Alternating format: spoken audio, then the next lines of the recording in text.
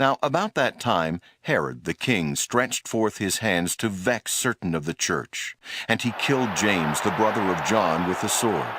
And because he saw it pleased the Jews, he proceeded further to take Peter also. Then were the days of unleavened bread.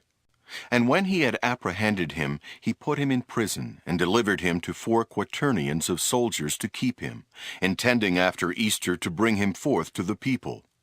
Peter therefore was kept in prison, but prayer was made without ceasing of the church unto God for him.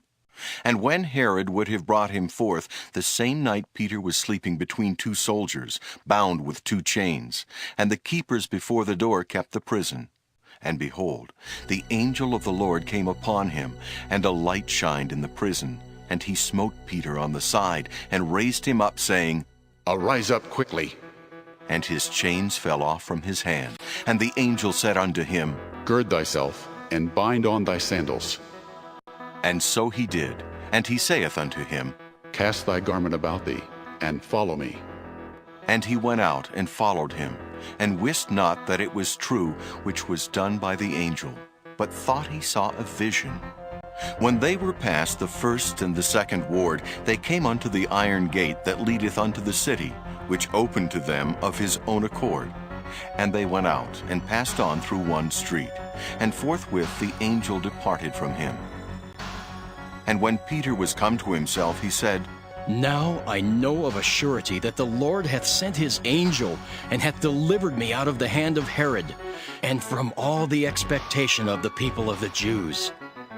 And when he had considered the thing, he came to the house of Mary, the mother of John, whose surname was Mark, where many were gathered together praying.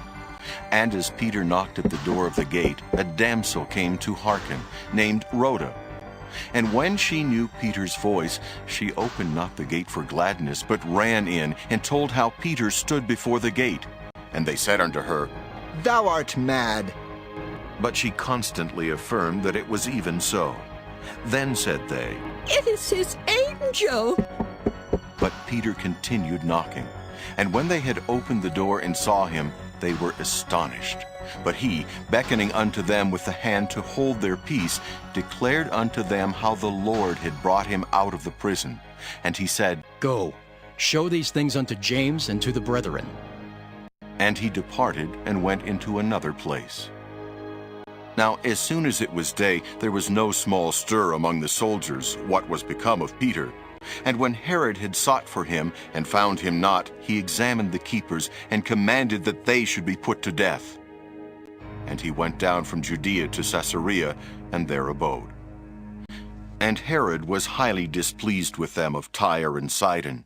But they came with one accord to him, and, having made Blastus, the king's chamberlain, their friend, desired peace, because their country was nourished by the king's country. And upon a set day, Herod, arrayed in royal apparel, sat upon his throne, and made an oration unto them.